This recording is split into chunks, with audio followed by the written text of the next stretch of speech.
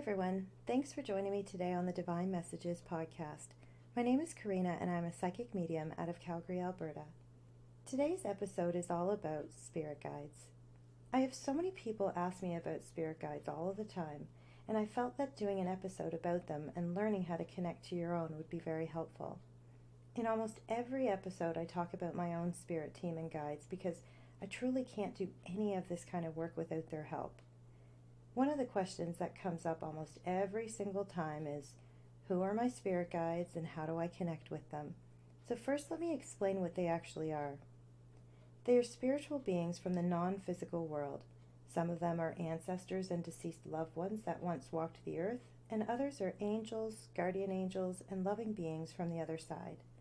Their main goal and purpose is to continuously help us to stay in alignment with the universe, to remain in a place of love, truth, and faith, to help us make good choices that are from our greatest and highest of good, and to help us to not feel so alone as we navigate our physical existence.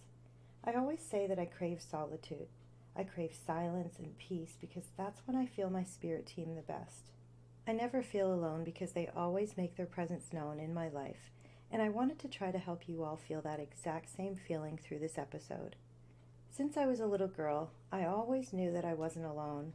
And when we moved to that farm that I always talk about when I was 9 years old, I would spend hours all alone walking through the forest. There were 25 acres and it was so beautiful and lush. We lived there till I was about 19, and during those 10 years, I would say that I was either in the barn spending time with the animals or walking that forest alone. And now when I look back, I think, wow, I was so young, and I wasn't scared out there all by myself in the forest. And as I would walk, or sometimes even sit staring at the pond, I felt as if I didn't belong on this earth. At such a young age, I remember questioning my existence. I would have these deep, deep thoughts, and I never felt alone out there. I felt safe and protected.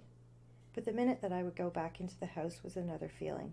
It was so full of spirits, but also so full of negativity from my family, that I would long to escape back out to the forest or barn where I could breathe. I was never really in my body. I would always float. I would escape to what I now know was the other side, for that's where I felt loved, calm, and safe. I now believe that my spirit team helped me to disconnect from trauma and go to a place where I was truly home. My grandmother, who had died when I was 13, used to tell me that if I ever got scared, to call in my guardian angels and that they would come and help me to feel safe. She was a very devoted Catholic and taught me to pray when I needed help. And throughout my life, I struggled with the traditional prayers. I loved them, don't get me wrong, but I found that the words were someone else's words. They didn't feel like a genuine prayer from my heart, as I was just reciting what I had learned to. So what felt right to me, even at a very young age, and it still feels right to this day, is to pray in my own way. I pray from my heart, and that means I pour my heart out to the universe with my fears, my concerns, but also, most importantly, what I'm grateful for. I do still use a few of the traditional prayers when I feel guided to, but I love that what Spirit has taught me is that a prayer is a conversation with God, the universe, or the Supreme Being. It can be a wish or a good thought for another person. It's just a private, telepathic conversation that comes from our hearts and souls. This is what prayer means to me. And so when my grandmother told me to call in my angels and guides, I started doing that in my teen years. At this point, she had already passed, but when I would feel fearful, I would always hear her voice in my head reminding me who to call for help. And the second that I would call on them, I could feel this incredible warmth surrounding my entire body. Sometimes my hair would stand on end, but in a good way, not in the way that we experience fear. So even though I couldn't see them, I could feel them. I just knew they were there. And as I got older, I started to hear them. And just like when talking to people's past loved ones, it's a voice that I hear that is my own. It is my voice, but not my thoughts. So for example, I could be driving down the road when all of a sudden I hear, Karina, don't go down that way. Get off at the next exit and take the other route. And I do. I've learned to not question that voice. I know that is divine guidance and I listen. I hear them when they tell me that I'm in danger or that I'm with a person who doesn't have good intentions. I also have learned that once I acknowledged their existence and started to trust them, the guidance became so clear and consistent. I now check in with them daily. If I need help with anything at all, I ask. We don't need to ask out loud. They hear our thoughts, but they also communicate back with us through those thoughts. So it's important to quiet the mind enough to be able to listen. When I started my journey doing Reiki, I heard that there was a guided meditation that could help me to meet my spirit guides. I figured I'd give it a try and see what happened. So I got all comfortable and I pressed play. The lady had said to walk down this lush pathway in your mind until you reached the bench that was just beside a waterfall. And at first, I had a really hard time following along because, it kind of felt weird to me. I had never done anything like this before, but I just kept trying to quiet my mind and follow along. So I actually did make it to the bench, and I started to relax a little bit more. I started to actually feel the grass under my feet, and I could smell the flowers all around me, and I swear I could actually hear the waterfall.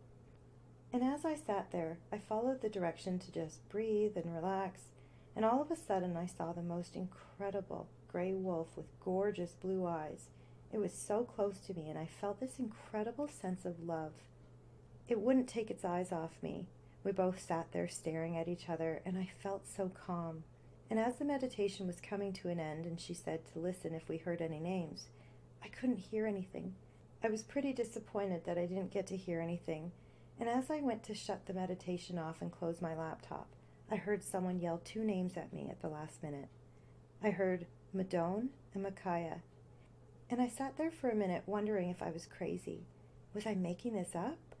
Our minds can really play such tricks on us, but I had this strong gut feeling to look up the meaning of the names. Madone actually means Mother Mary in French, and Micaiah means who is like God. Both of these meanings had a very powerful connection for me. And so whenever I was doing a reading or a Reiki session, I would call in my guides by their names. I started to see this tiny, beautiful lady in my healing room every session that I did. She had long hair that was parted in the middle with braids that hung to her waist. She was older and had the kindest eyes that you could ever imagine. I could always see her working alongside me on the client's body. And back then, I never told anyone about her as I was afraid they would think that I had lost my mind. But as I started to do weekly Reiki shares with many other Reiki practitioners, other healers started to see her. I can't tell you the amount of times that people would ask me if one of my guides was this very tiny little woman. They would literally describe her exactly as I was seeing her. So I wasn't imagining it. I hadn't lost my mind. This spirit guide did exist. I was so happy to have that validation, and so I started to get to know my spirit guides even better. I would ask them for help with anything and everything, and when they would actually help me, I had to share this with everyone. I started teaching others how to ask their teams for help. I had told them to start with the little things, like asking for a perfect parking spot at a busy Costco, and they would always come back and tell me that it worked. So then I would tell them to start working with them daily by asking them to help in every aspect of their lives. They will guide you and help you, but it's also your job to listen. You have free will, and you could choose not to follow their divine guidance. Now remember, your spirit team is just that, a team. They are your angels, guardian angels, ancestors, and past loved ones. Sometimes your great-grandfather that you've never met will become one of your guides. And some of my clients are shocked by this. They'll say, I've never met him, or I don't know anything about him. But that doesn't matter at all. He is part of your soul family, and he is there to guide you to learn from your ancestors' mistakes and to live your best life. They will do everything to get you to listen and pay attention to divine guidance.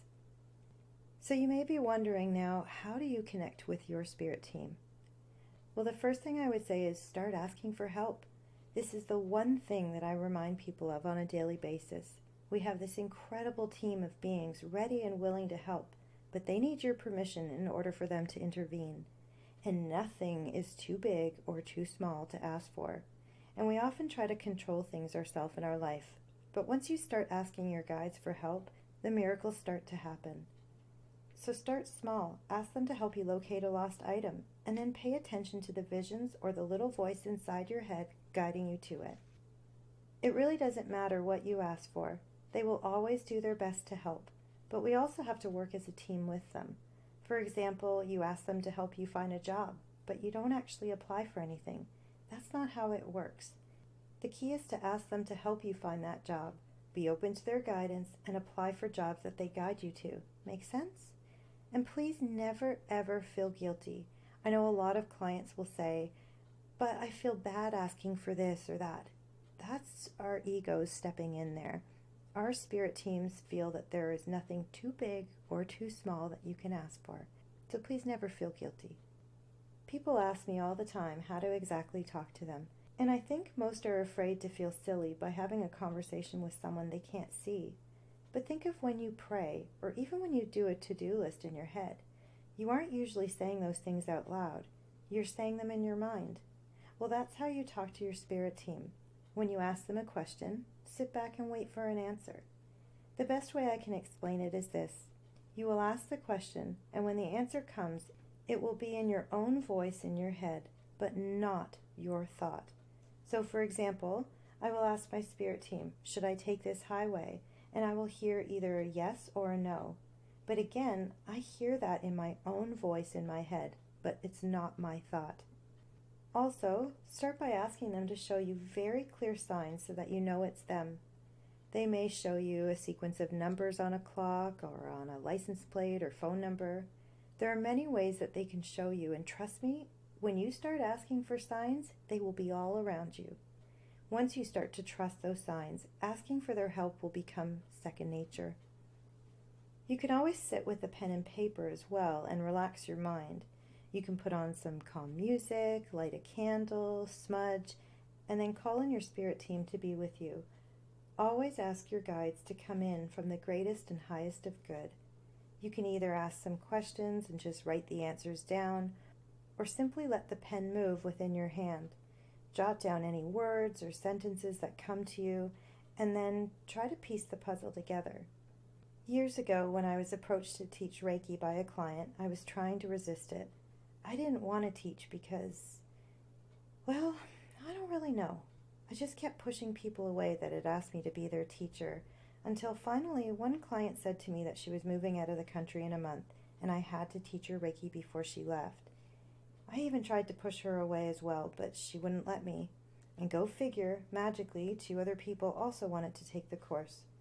So I reluctantly booked the course with them, but I had never taught before. I started to full-on panic. I was thinking, where do I start? How am I going to create a course? It was a scary, overwhelming feeling, but my intuition told me to just sit down with a pen and paper, and so I did. I said in my head to my spirit team, look, if you guys are pushing me to teach, I need you to help me. And as I sat there, the words started pouring out of me onto that paper, and before I knew it, I had a full course outline written out with exactly what they wanted me to teach. I kind of sat there in amazement. It was almost effortless. I knew it was them that I had channeled to write it. They weren't going to let me get off the hook from teaching, so they made it quite simple for me. And I'm so grateful to this day because I've been using that exact outline for every single course that I have taught over the years. So I want to leave you all with this today. Each and every one of us have spirit guides. They try to communicate with us through our thoughts, our feelings, such as that gut feeling, our intuition, and numerous signs. If you just start acknowledging them and asking for their help and guidance, they will always, always answer back. You just need to have faith and trust that they are there. You don't need to know their names or even who they are. All that matters is that you acknowledge their existence, and they will start to show you they do exist, and they will help you if you allow them to. We are never, ever alone in this world. Spirit surrounds us at all times with their love, their guidance, and their support, and they're just waiting for you to call upon them. Over the upcoming holidays, I'll be recording a few guided meditations, including one to meet your spirit guides, so please stay tuned. So I want to thank you all so much for being here today with me on the Divine Messages podcast, and I hope that you will start trying to connect with your own spirit guides and teams, and I will talk to you all next week. Please bear in mind that the perspectives and opinions represented in this podcast are based solely on the Divine Messages interpretations. We can in no way be held responsible for the actions of our followers.